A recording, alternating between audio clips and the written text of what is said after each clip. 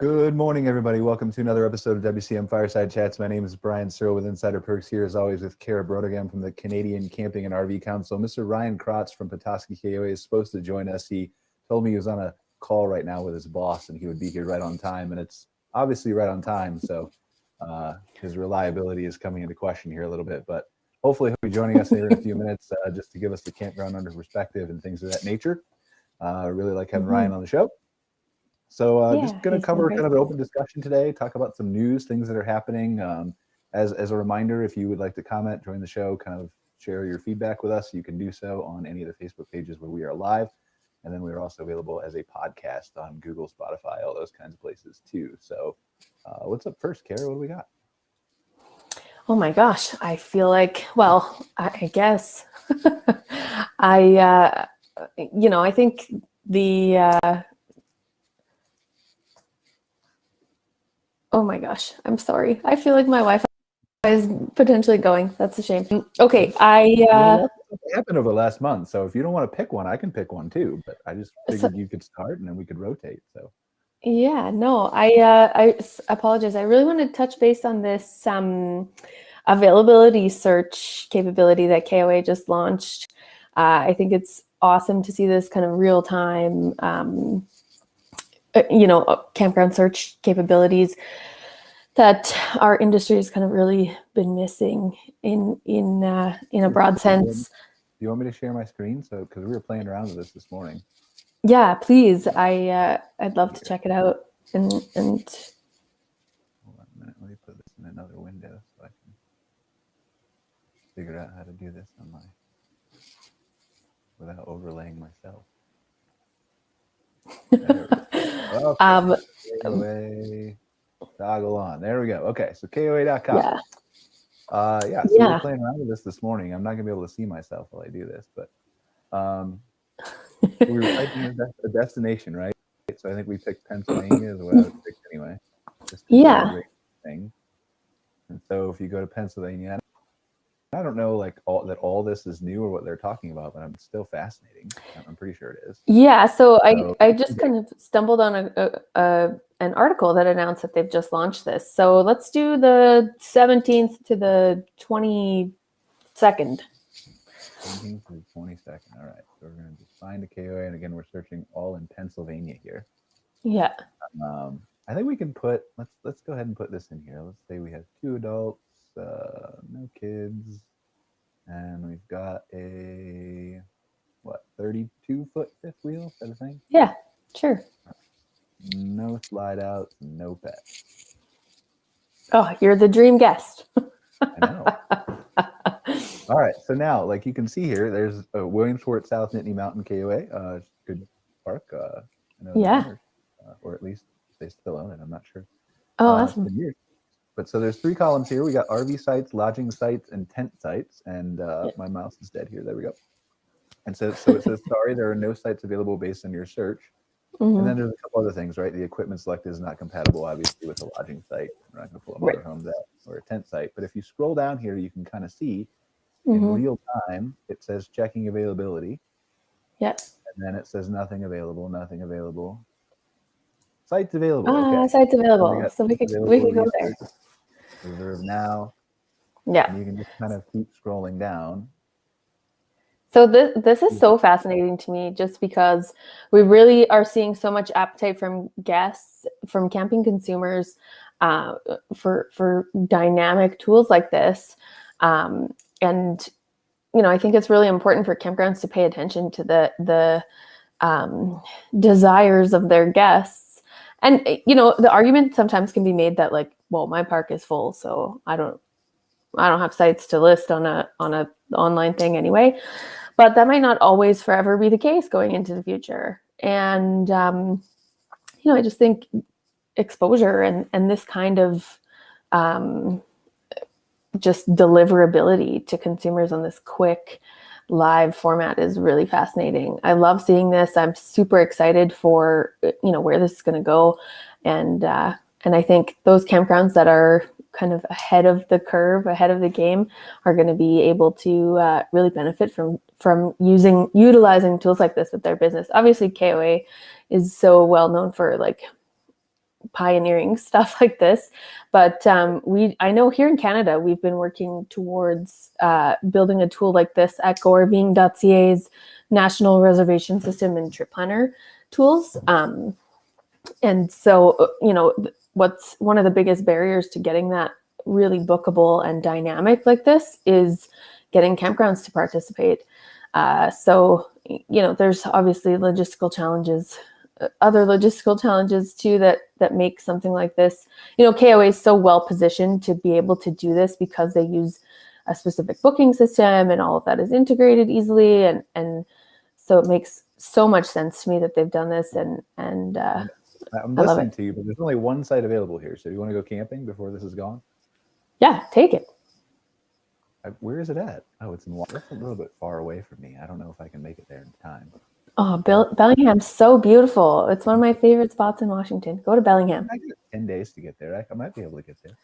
Anyway, that's cool though. The one site available, the on demand. So I know that some places do this, right? Like, I haven't even seen like a real-time functionality in a list as you scroll on Expedia or anything like that. Now it might be there. To be fair, like I'm a hotel booking directly type person, right? But this seems just to have the 3 columns. I think this insane like quick recall stuff is really available to KOA because of their software being totally integrated the way that it is across their parks. Yeah, so they obviously have a benefit and an advantage there, which it only makes sense to utilize that benefit and take advantage of that that positive result of using that software program across all of their parks. I don't blame them one bit, but I am blown away by its quick, like as you're scrolling, it's updating site inventory, which is insanely awesome to me. It's another thing that's going to just really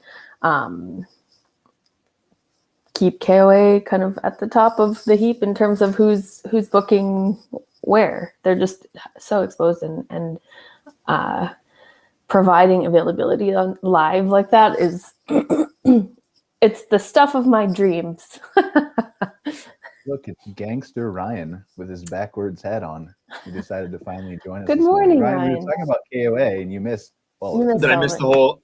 I was on the phone with. I was on a Zoom call prior that went way long. So, but no, it's tech. When you work campgrounds, Brian, you probably forgot what this is like, but you have to work through the weekend sometimes. So you get Mondays off. So, it's just out there running a couple miles at CrossFit. That's why Ryan has his hat on backwards. Exactly, because I'm just. Thank you. Like I wanna own a campground now if I get all Mondays off. You don't. It seems You don't. really easy. No, you don't always get Mondays. You might get an hour. You get an hour on Monday to go to CrossFit. Yeah, exactly. Yeah. So. Perfect. Yeah. No, I intimately remember those days. We were talking about this, Ryan. Like we're not going to go back into it in depth, but the real-time availability. Have you seen this on KOA.com that they announced? What? Yeah. All right, look at this. I love it. This? How have you not seen this? Like you're the KOA guy. Interesting. And I'm not spelling it right. So now features campsite availability. Is it Lansing, Michigan? Do they have photos and stuff on it already? Well, so check this out. So like you do Lansing, Michigan, and then you do a radius around it, right? And then as you scroll down, it says sites available, and it checks the availability in real time. The number of sites available. Mind blown. It's incredible to me. It does seem like they're really stepping up their game. I think K2 was just the startup of data mining, so they could do cool stuff like this. Because K1 did not have that type of capability. So this is cool. That's really cool. And you can with the select your site stuff, and oh man, people love that. Yeah, I just can't even. I mean, for me, as somebody who wants to book online and wants to maybe not always plan way in advance when I go camping, this is a game changer. I definitely, I hate to say this, but I would probably pick a KOA over a campground that I tried to call and couldn't get through or whatever, because I can book it right now and I know how many sites they have and it's awesome.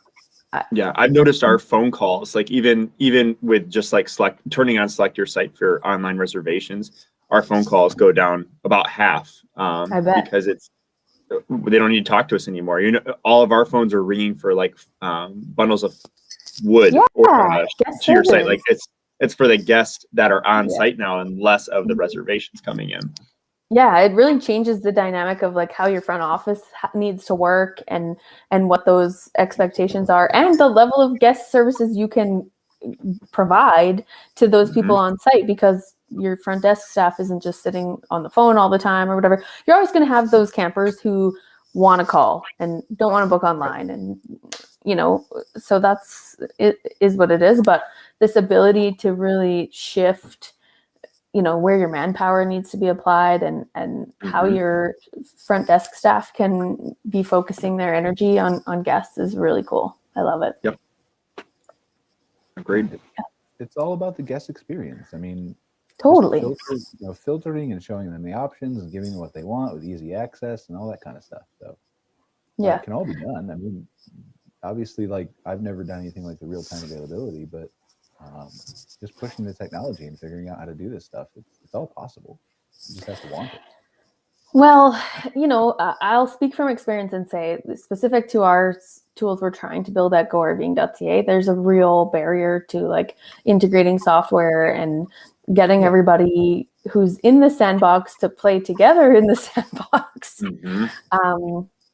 So those things are dynamic issues that obviously KOA doesn't face. And so it makes sense that they're kind of the first guys out of the gate with this stuff. And I admire it a lot. And I'm hopeful that someday we can get to a point where, maybe it doesn't take specific, software alignment across all the parks to partner in this way. Like Brian said, maybe when you go to expedia.ca, you can't scroll through and see how many rooms there are. And so maybe that is unique to somebody like KOA who has that database, in real time all the time. But we can be doing this better for sure. It's all APIs. It can be done. Totally. It doesn't matter if you're in the same software or not. It depends on whether CampSpot's sending the information, RMS is sending the information, ResNexus, Astra, whoever. If it's sending the room availability in real time, then it can all be aggregated and displayed the same way on Expedia or Travelocity or Airbnb or wherever. Yeah, so let's be buddies and do this. Let's get it done. It'd be cool. I think even if nobody was doing it, like people are doing it, they're sending APIs, but it's not consistent. Right. Yeah. Absolutely. Yeah. It'd be cool, because that's one thing that I still feel like we don't even have quite figured out, is like how to connect not just specific platforms, but like how do you connect K2 into Airbnb's websites, and like how do we start doing that flawlessly? Like, no Airbnb, let me push you to this KOA who has a cabin, because I know this is the area you're looking for. But I agree. That'd be super cool. Brian, work on that. Well, those partnerships are out there. That's like, so KOA, I don't know if KOA has an API. I would imagine that because they're kind of more of a closed loop system and they can do all this stuff without relying on anyone else software. They don't need that as much. But it's a very good point. Like if anybody would pull off a big partnership with Airbnb and integrate stuff like that with an API, I would think KOA would be at the top of that list. Yeah, it's going to be interesting. Really interesting, I think, to see where things shift to over the next 5 years or so. I think more and more campers are going to want that online instant stuff as we move forward, and we'll see if we can make it come together. And it really does take campgrounds' willingness to partner up and sometimes put some pressure on their software providers and stuff like that too. So like I said, all the sandbox kids need to partner up, teamwork in the sandbox. Specific to manpower, I did want to touch base on, Brian and I kind of talked about it a bit before the show started, was, staffing and some of the hurdles around that this year. That's been a huge... It's get controversial, I can already tell. Oh, really? I mean, I feel like it has to. I've seen the arguments in the groups going back and forth between, like why we can't find workers, what the real reason is, and nobody really knows, of course. But it's interesting. That was the meeting that I was just in for an hour and a half, because we have 400 and something properties, and every one of them doesn't have any staff. All right. So let's have you start then. What are some of the things that they brought up as ideas or solutions, or if you can tell us? I can't play the sandbox. No.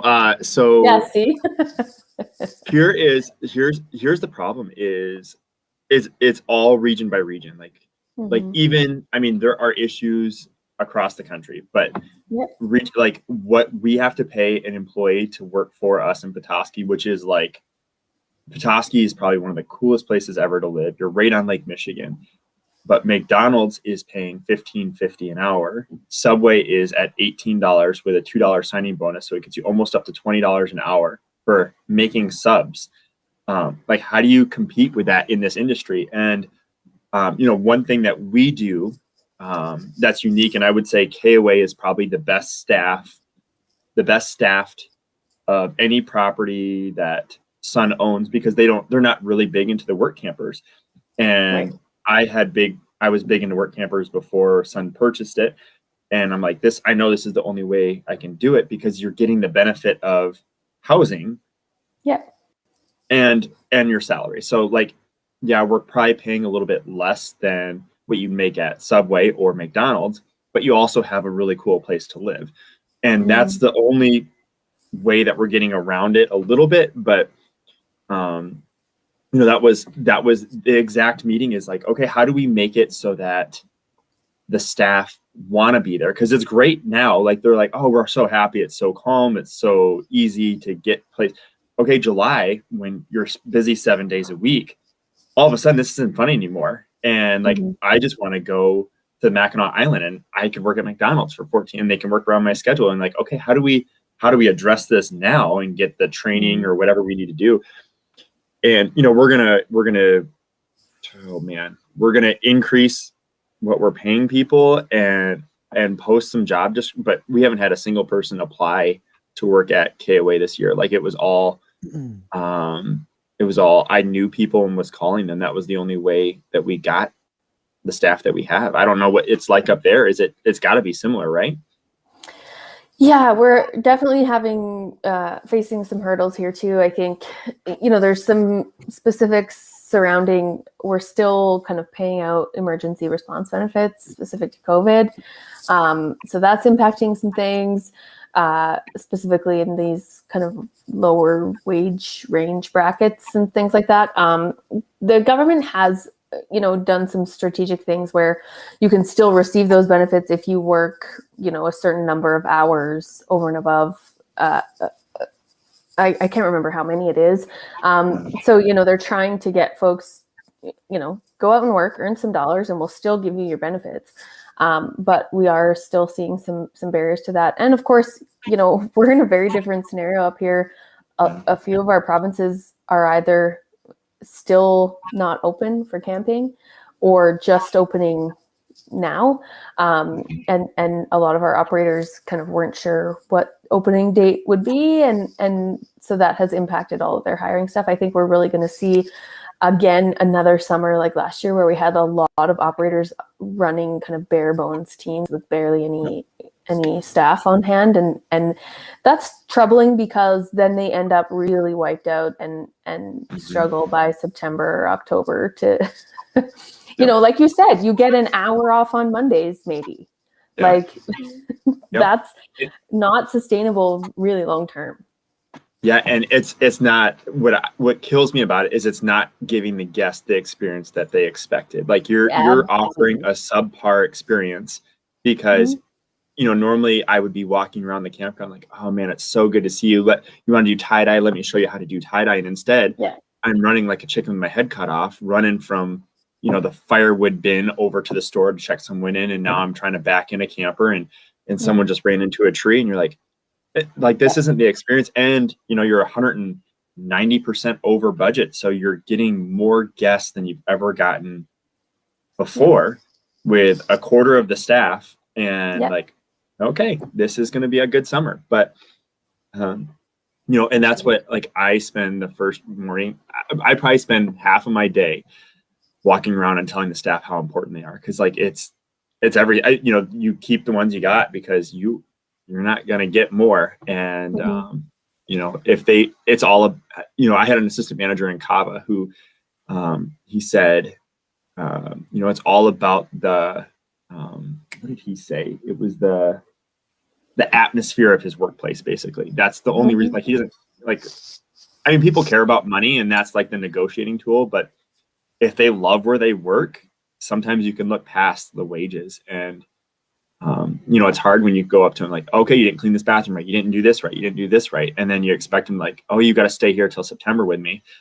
But man, if you can just make them feel appreciated, it goes a long way. Yeah, no, I totally agree. I think there's, maybe there's ways to get creative about expressing that appreciation. When I was a park owner, obviously, we weren't operating in this kind of dynamic. So I hate to relate it to my experience to now. But there were ways that we could pretty strategically, just motivate our staff to kind of love being there. And we did lots of, team building stuff and things that made it a positive atmosphere and environment that were really valuable. My team often talked about being a family. I still am in touch with lots of them. They're a family. They really rely on each other, and that stuff is tough to come across, and you have to kind of try to hang on to those folks for sure. It's hard when they move on. So there's a lot of different dynamics here in play, right? So let's start with maybe the most controversial, which is the wages thing. And we know that McDonald's and Subway are raising wages and all that kind of stuff. But I also remember for the last 10, 15, 20 years, we heard all the McDonald's and all the Subways say there's no way we can ever stay in business if we ever go above $10, $11, $12. And they're all still in business. My parents own Subways in New York State. And still, no business owner wants to dramatically raise wages. We want to take care of our employees, absolutely. But nobody's like, yeah, I want to just give you like $10 extra an hour, right? Because it has to work financially. Right. But at the same time, how did then these McDonald's and Subways adapt to be able to afford this stuff that they otherwise thought they couldn't afford? Is it regional based? Is it menu price increases? Is there a path, I guess, and what I'm asking is there a path that campgrounds can follow to set themselves up for the future where this is probably going to be exacerbated, I think? I think there's ways that campgrounds, again, my experience was with a seasonal park. So my staff was laid off every winter, and that plays a huge role in retention and things like that. But there's ways to motivate folks to kind of stick around and want to come back every spring or whatever. But yeah, I do think it does, in a lot of cases, come down to you might have to raise your rates a little bit. You might have to charge $1 more per round of mini golf or something, and be strategic about what your pricing looks like.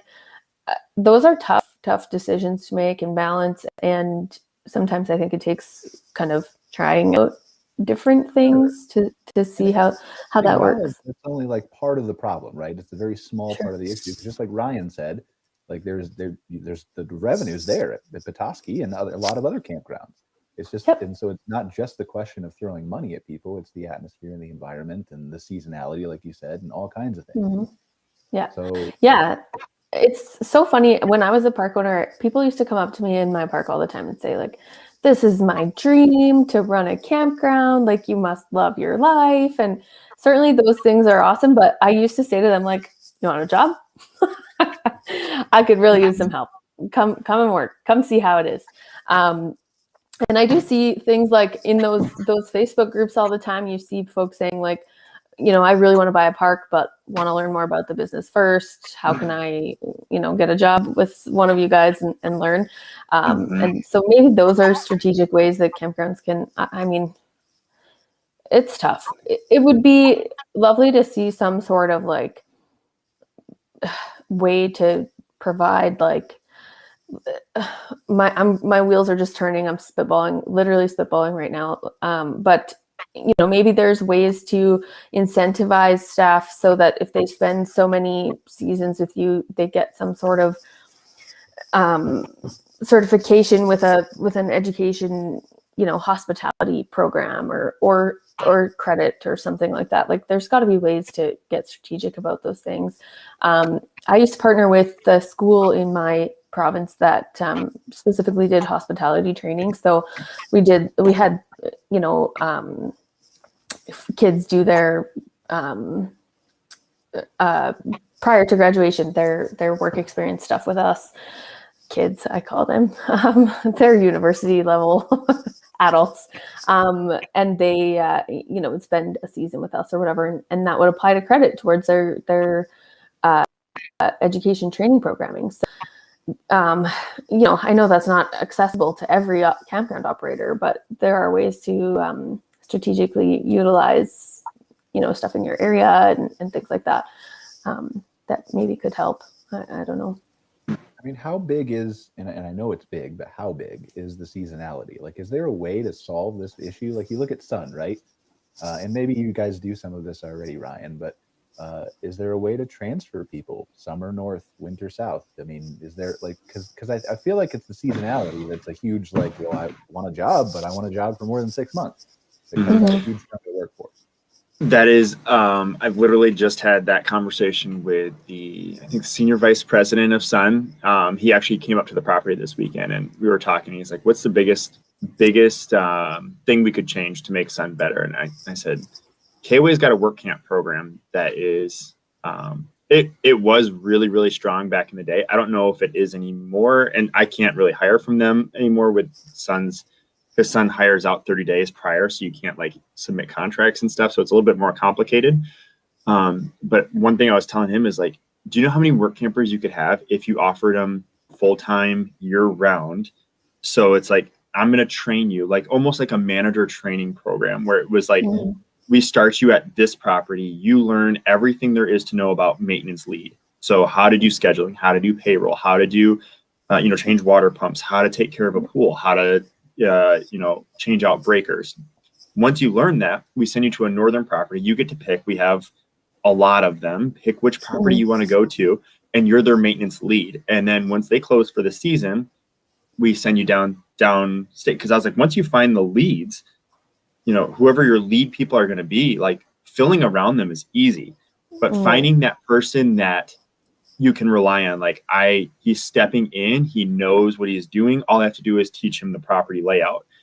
That'd be huge. And he gets full-time benefits because he's a full-time employee that works for Sun, and they just transfer the pay to him to which property he's at. And I'm like, if you guys started doing that, you would be leaps and bounds above what anybody's doing, because no one has that right now. And KOA, they have the work camp program, but it's so different. And it only works for, I don't even know if it would work totally for KOAs because every KOA is so different. Right. Yeah. But like Sun properties, like it's all corporate, like they run at the exact same. So if you learn payroll at Astoria, you're going to know payroll in Petoskey. You're going to, you know how it works. And then changing a brake route is the same in Montana as it is in Wyoming. Arizona. Yeah. But once you figure out the hard stuff and like, this is how you take care of a pool, like don't even get me started. Like pools, I'm like, there's no training on pools, and like, okay, every campground has a pool. Good luck. We have these electronic controllers on them, and one electronic goes wrong, and all of a sudden you've got yourself an acid bath. Like this is a big deal. Like we really need to focus on how we're going to train our staff to take care of this. Boy, that would make a huge difference for Sun to have key players that they're here year round. We don't have to go out and find them and like, oh yeah, this guy's good, but we're closing for the season, so he's going to go find a new job, and now he's going to work at a Yogi Bear. And you lost a really good employee that you could have had because you're a seasonal park. Yeah. The seasonal barrier obviously is big in Canada. Like there's, maybe there's ways to potentially partner with, an American park or whatever, but I think, there's definite hurdles in the way that make it tough to retain, especially key player staff like that. If 6 months out of the year, they don't have employment. It's hard to even wrap my brain around solutions. Yeah, again, there's no one size fits all answer, but it sounds like that's, For sure. The transfer program, if you could Genius. implement that, you could have even smaller conglomerates like Park Ridge in Canada, or I know Sun has obviously properties in Canada. Yep. Or if you're a developer who owns 6 or 7 parks, and one's in Florida and one's in Canada or whatever, right? Just figuring out those kinds of things, or another way to make it more of a permanent position, I think is really the kind of the issue. And maybe there's a way to make a maintenance lead year round and do some projects that maybe you should be doing, or you could be doing, I should say, year round instead of in the off season. For sure. I don't know. I mean, I can imagine it has to be hard with the revenue like coming to a hard stop and in for 6 months. Yeah, that's the kicker for all, owner operators. Like you don't have $4 billion to go through the winter. Like, okay, I'm going to do this project and do this project, and but if you own multiple properties or you work alongside of, I haven't figured it out for the kit. Well, like if I was an operator owner, how do you do it? Because like you'd want to work a deal out with someone in the South and like, hey, I'm going to send you this guy and he's going to come here, but he's still not full time, so you can't offer benefits, or you're paying for benefits on your own, so it doesn't work. It's almost like you have to go into business with somebody else. Like, hey, we're going to split these 2 properties, and I'll give you my staff for the winter, and I don't know. Brian, figure it out. So here's something related, right? So I was reading on Woodall's, I think last week, and I just pulled up the article that KOA, we're just talking about KOA continuing, KOA creates an employee training program for franchises. Do you know anything about this yet, Ryan? Or, I mean, I have the article in front of me, but I'm just curious if you've heard of it. Is it for like, what's the title of the, I might have just service program. Yeah. I just heard about it from the KOA inspection team. And so I'm part of KOA, but know that like a lot of this stuff, Sun doesn't really do a lot of KOAs. So like I'm learning it on the side because I'm like, yeah, I should know all the KOA stuff because we are a KOA, but Sun's got their own systems that I have to learn. So it's kind of unique, but I did hear about that because the inspection team actually was like, you would be a perfect candidate for that. Which I am kind of interested in doing it because I love KOA. I think KOA's got a great brand. I think they have a great marketing team. I think they have, everybody knows what KOA is. I was just talking to a buddy about it last night. Like if you're going across the country and you're like, oh, we need a place to stay, and I don't know, you think of state parks, and then you're like, okay, but I don't want to dump my tank. So KOA, and I've known KOA. So yes, I have heard of it. I was going to reach out to Toby at KOA and see what the real deal is and see if I can get signed in. But here's what it says. It says, just briefly, it says KOA's new campfire service program provides owners and management with the tools to create a rewarding camping experience that supports the company's mission of connecting people to the outdoors and each other. A digital training program that can be delivered by KOA campgrounds at any time. Campfire service consists of 4 modules that focus on different aspects of guest service. From foundational elements of communication to tips for working with difficult guests, the program is designed to empower employees to give the best service possible. So this, I mean, I feel like that's going to be expanded for one. Like guest service is maybe just the starting point, because when you were talking about the field maintenance thing, right? Like I'm thinking in my head, why is there not like a lynda.com for campgrounds where you can have some expert maintenance guy that does 9, 10, 20 training videos for you on here's how to do it, and then campgrounds can have it or subscribe to the service or whatever. So KOA they have something called it's called KOA University, and it's kind of like what you're supposed to go to when you first start a KOA. And it's in Billings. Yep. So I went there it was 7 years into managing or something. So it was not as beneficial for me because once you work the system, the hard thing for KOA is you have to gear it for everybody. And so you get a lot of people who have never, they don't work with summer shiners. They don't know what summer shine program is. They don't know what tie-dye is. They're trying to cover all the basics. And so the operators who've been there for a long time, you go to that class and you're like, okay, like, yeah, but what about doesn't apply to me. Yeah, like franchise fee. Let's talk about franchise fees. Like, how am I gonna gear this? And we're not gonna cover that in this class. And that's why like KOA is starting to do some of these upper classes where it's like, they know there's some really good operators out there. And if you can start really focusing, like, let's pull together and like, I know, you know, customer service better than I do. Let's talk through that. And I know pools better than you do. Let me kind of explain to you like what my fears are in pools. And I think that's kind of what they're starting to do. And actually the thing you're talking about, I signed up and it was this week. It was the past 5 days. The bummer with being a campground manager is I've missed all 5 days because there's no staff.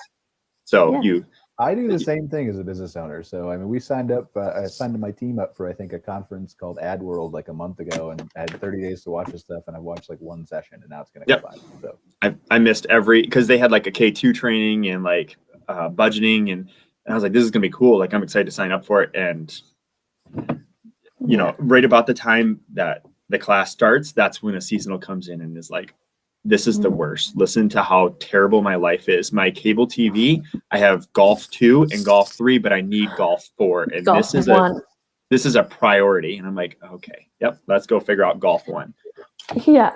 So this is interesting to me too, specific to campgrounds. And you know, I know we're talking about KOA lots, you know, just, I think they come up so much because they're such a good kind of model and do things ahead of time or first a lot of the time. But I think, you know, there's a huge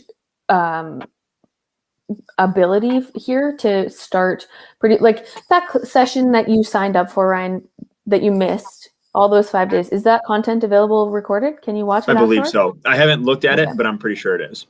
Right. So I think, you know, we're in a unique time now too, where that stuff is becoming more and more accessible. You don't have to get on a plane and go fly to the class spot and sit through 5 days of things and take all that time out of your business. You know, you can help the guy with Golf 1 and then watch the session later.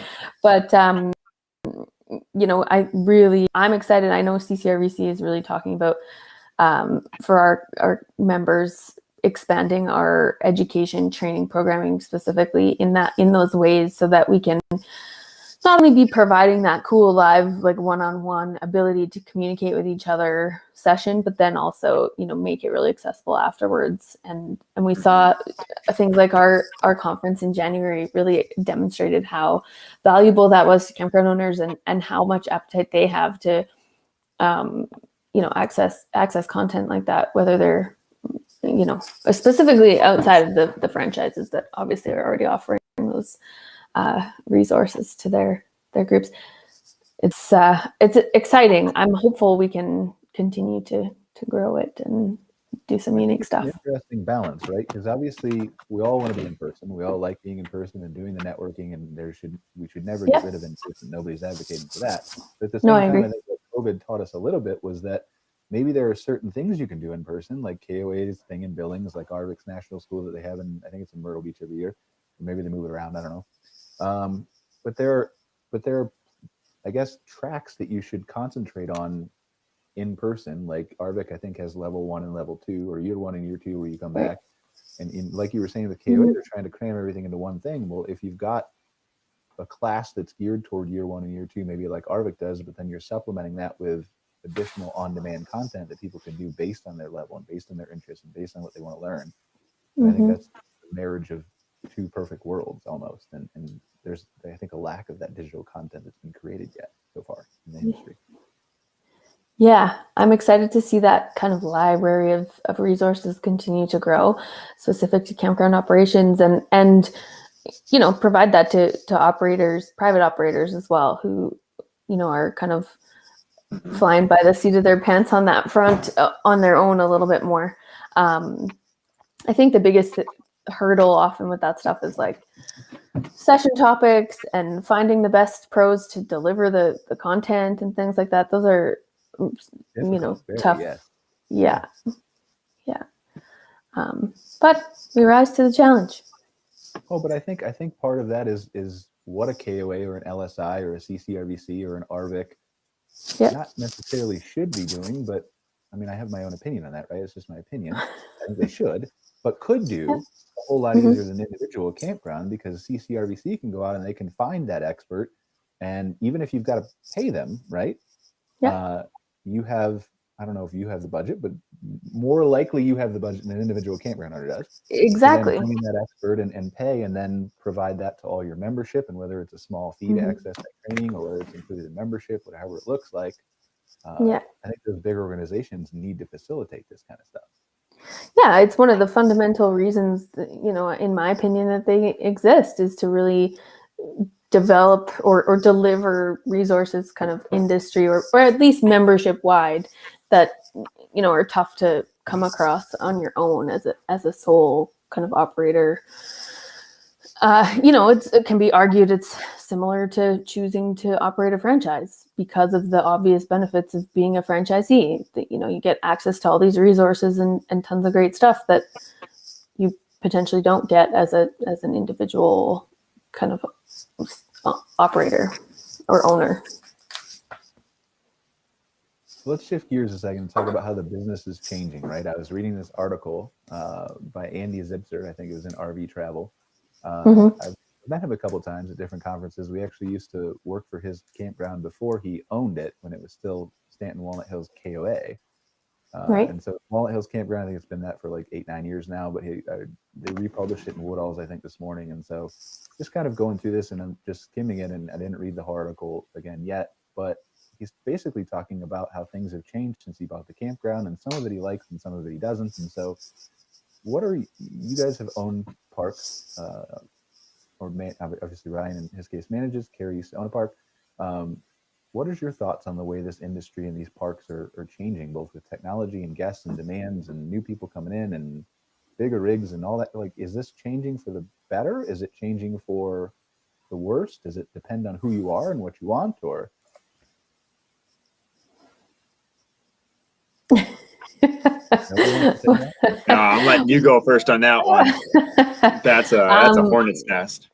Yeah, I think, I get accused a lot of the time of just being too like middle ground, but I'm going to take that road again and just say, like, I think it's really personality dependent. It's really business dependent, kind of what your feelings are about how things shift and what that looks like.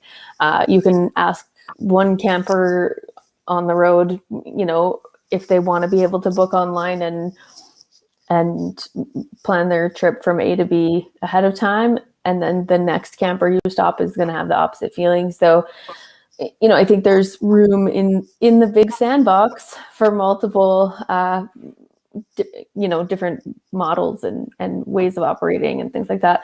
I think from a broad perspective, Brian, like, I think the industry is definitely changing for the better, in my opinion. I think, and maybe that's just because you might argue this, but I tend to be an optimist about stuff like that. So I think, things grow and continue to develop and get better with time.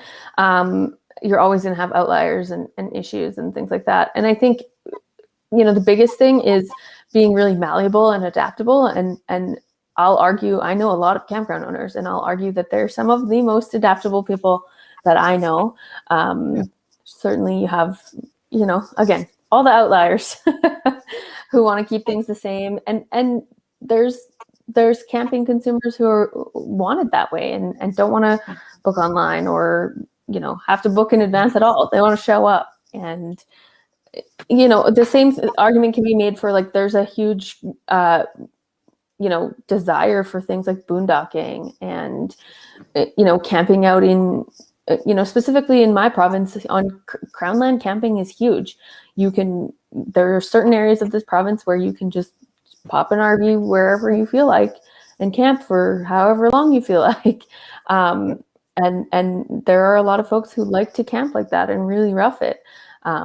So, and I think arguably some of those consumers are doing that type of camping, but also, 2 weekends later, they want to go to a campground and have that experience too. So, I think that's one of the greatest things about our industry. It's like, it's just very adaptable. And I think campground owners kind of roll with punches. We have years like this year and last year where things are beautiful and look great, and the reservation book is full, and and there are hurdles in the way that come with that, as well as hurdles on the years when things are slower, and it's just, we just go with it. I don't know about good, better, or worse. I think I agree with you, and like, I think I agree with you, right? And I know I agree with you that there are different types of campgrounds, different types of campers, all that kind of stuff. I guess my bigger point, and again, I didn't really read Andy's whole article or know how controversial or not controversial it is, but I guess my point is that yes, there are a segment of people who don't want to book online. There are a segment of people who do want to book online, but I feel like the people who don't want to book online over time are going to get smaller and smaller and smaller and smaller and smaller. And I agree. Yeah, so that's my point. Like, is it a negative from these perspective of the specific owners who don't want to change right now? Is it a negative now, or is it a negative permanently? That's kind of the discussion I was more talking about. I think it's a negative, probably permanently. I think if you're not willing to be adaptable and not willing to kind of, I mean, it's just a fundamental business operation mantra that you kind of have to give your customers what they want. Right. So, demand will shift. Like Coca-Cola. Yeah. Like, I remember reading about Coca-Cola wouldn't run Facebook ads for the first 6 or 7 years. They kept spending on TV ads, and they had to be there because their board executives were just like, we've been running TV ads since the 70s. They work. The polar bears work, and the Coke sipping works, and all that. Yeah. And it did. But they delayed the inevitable of running those Facebook ads for years because they didn't want to embrace change. So it's not, it's everybody. Right. And again, that change looks different for everybody. Nobody's saying that there's a singular path that everybody has to follow, or that you have, like, you pick and choose what you want for your park. But totally. And I think demand will really dictate to you what your choices need to be. It doesn't, certainly sometimes emotion plays into it, but it doesn't always come down to like, I just don't like that. Sometimes it's like, well, my bookings are down 15% this year because you can't book on my website or whatever, right? Like, I think it's just the market will demand what it wants from us. Yeah, I would agree. Yeah, I would agree with majority of that I think if you don't do online booking, like, you're just going to get left behind. Like, it is, that's where it's kind of interesting, because so right now with this expansion, with all these new cabins that we're doing, the first thing I said as soon as it was done is, it's like, it's losing its charm. Like, KOA, the Petoskey KOA feel is gone. It feels more like you're renting a tiny house. And then we had our first bookings this weekend, and everyone on the way out was like, that was the best camping trip of my life. I'm like, that wasn't camping. That's a house. What are you talking? Like, there's nothing camping about it. And they're like, it was great. Like, it was like we missed nothing. The Wi-Fi was good. My kids were watching videos all night. And that's what camping is now. And, my grandpa would roll over in his grave if he knew that I was spending what I'm spending on Wi-Fi. Like, but that's where things have gone. Like, we're getting to a point where we're going to be streaming TVs at campgrounds. Like, that's what people want. They don't even want cable anymore. They want to be able to stream YouTube TV. They want to be able to watch YouTube TV while they sit at the playground and don't use the playground. Why would they use the playground amenities? They can watch TV right there. And it's different. And it's, you get the guests, that the old timers who come and they camp, and, oh man, we come because the lake and there's these little frogs and we can hear the chirping of the birds, and it's just the greatest. And then his neighbor pulls in with a 43-foot fifth wheel with a side deck, a back deck, unloads his quad, unloads his golf cart, sets up his 46 pink flamingos and connects to the Wi-Fi, and you don't see him the whole weekend. And you're like, what? Like, it's so weird to me that, when I started in this industry at my grandpa's park, we were spending so much time focused on making these kids events where, like, we'd set 2x4s up and the kids would ride on the 2x4, and then you go around and at the end you get a trophy if you win, and if you didn't, like, we got you a candy bar. It's changed. Like, that is kind of cool, but they don't want that anymore. They want, virtual bingo. They want virtual activities. And it's really hard now because you can be together now, but it's still like everyone's kind of what can we do? What can we do? What can't we do? And you're like, oh, okay, so how do we do this? And it's like completely changed the campground. Like my favorite story so far has been, a guest came into me and was like, my toilet doesn't work. I don't know what's wrong with it. And it was completely full. I was like, oh, you just got to connect the hose to the sewer pipe and drain it. And she was like, I have no idea what you're talking about. And I'm like, when did you buy this camper? And she had not she just bought the camper because she doesn't feel safe in a hotel. So now she's a camper and has no idea anything about the connecting of where the stuff goes once it goes in. But you're like, that's your new guest. That's what it is. And they're expecting that hotel experience at a that campgrounds is just a movable hotel. And so you just you roll with the punches right now. I mean, be ready to adapt. So is there a way to adapt? What we need to do is basically like embrace the technology, but still figure out a way to force people to love nature. That's the whole goal, right? I don't think it's about forcing people to love nature. Well, I think that's inherent to like humanity. Out in it more, maybe like showing an appreciation for it. Like, I don't know. Yeah. So one thing we did to kind of to merge the two is we actually did an outdoor scavenger hunt with your phone. So you would take your phone and like you have to take a picture of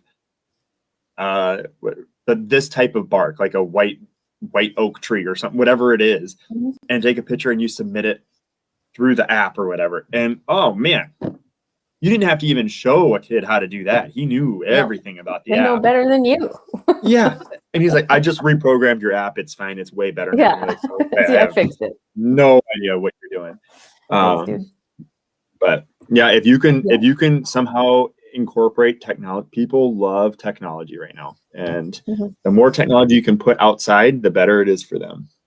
Yeah. I don't know. I remember watching like when my daughter Sarah was younger, I remember watching Bear Grylls, like the Survivor shows with her, where they would go out, like Bear Grylls in the middle of this wilderness, and then he would try to hike his way out or whatever. Everybody would be dead right now if you did that. Just don't even think about it. That's not our guest anymore, buddy. I don't know. I feel like you could just dangle the carrot of like the YouTube TV, right? But you got to make it to the YouTube TV. We'll just drop you off in the wilderness, and if you get there, you get the Wi-Fi.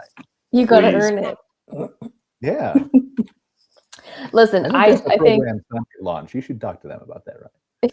Certain guests will probably pay for that, Brian. I'd be interested to see you launch that model, but I think I'm not suggesting they'll pay for it. I'm suggesting we have to make them earn the Wi-Fi so they appreciate nature.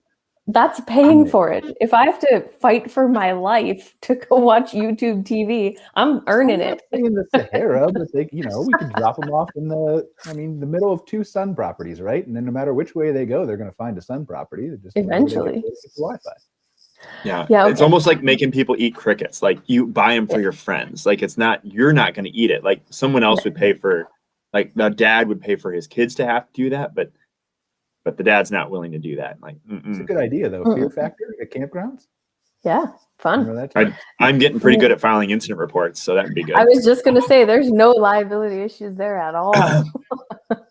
None. Yeah, I think, frankly, maybe because I love nature and the outdoors and whatever, I'm biased, but I do think humans inherently enjoy that space. But I agree with Ryan. I think, there's a transition towards like being able to enjoy nature in new and kind of unexpected ways.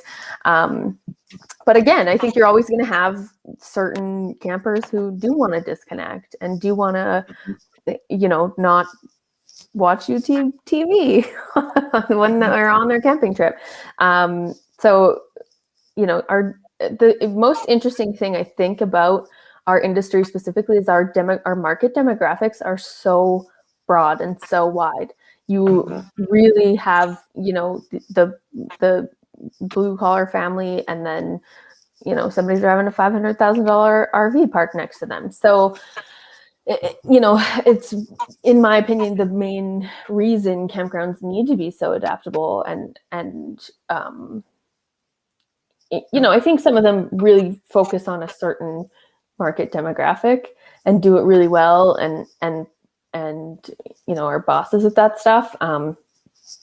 There's room for all of us in the sandbox.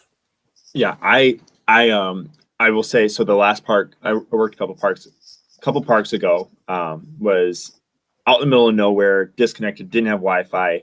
Mm-hmm. And the guests we would get there were totally different than the ones we get at Petoskey KOA. But I remember one night, our septic pumps all failed and sewer was flowing across the road. And I'm like, this is going to ruin the entire weekend for these guests. And I'm walking down there, in knee deep boots and like, okay, I got a mini excavator. Let's get this thing done. And I remember both sides of the sewer stream, both guests were cooking hot dogs and hamburgers. And we're like, hey, I'm going to cook you an extra hot dog. It's totally, I'm like, this is sewer. Don't step. And they're like, oh no, it's fine. We're totally used to it. Like, this is great. And it was like, if this happened at Petoskey KOA, I would be on a cross at the front of the store. Like, it's a totally different atmosphere. And it's almost like if we could do a nationally branded, like, okay, if you see a campground that has 1 star, that means that it is like disconnecting, no Wi-Fi, no anything. That's your rustic campground. Yeah, rustic. And 2 stars means like you're going to have half and half, like it's a little bit cheaper rate, and like do a star system or something where like the guests, like, that's what I want. Like, I want to be disconnected this weekend, but next weekend, I want full amenities and I just want to be away from my house in LA. And I just but still have that at-home experience without someone in my backyard all the time. Mm-hmm. Brian, I want to feel like I'm going to a resort or a hotel without the hotel price tag. I think that's interesting too about campers is that, like I said before, they don't want to camp the same way all the time. So much of camping is being able to move around and see different things and have different experiences. And, it's I guess maybe not the case for those seasonal guests or whatever who like to go to the same spot over and over. And again, that's another market demographic that really impacts, this broad spectrum where we all just kind of fall on the spectrum somewhere. All right, let's close this out. I got a little video here of an amenity. We were going to do products and stuff once in a while. And so let's close this out and say, would you guys allow a guest to have this at your campground? I'm going to say.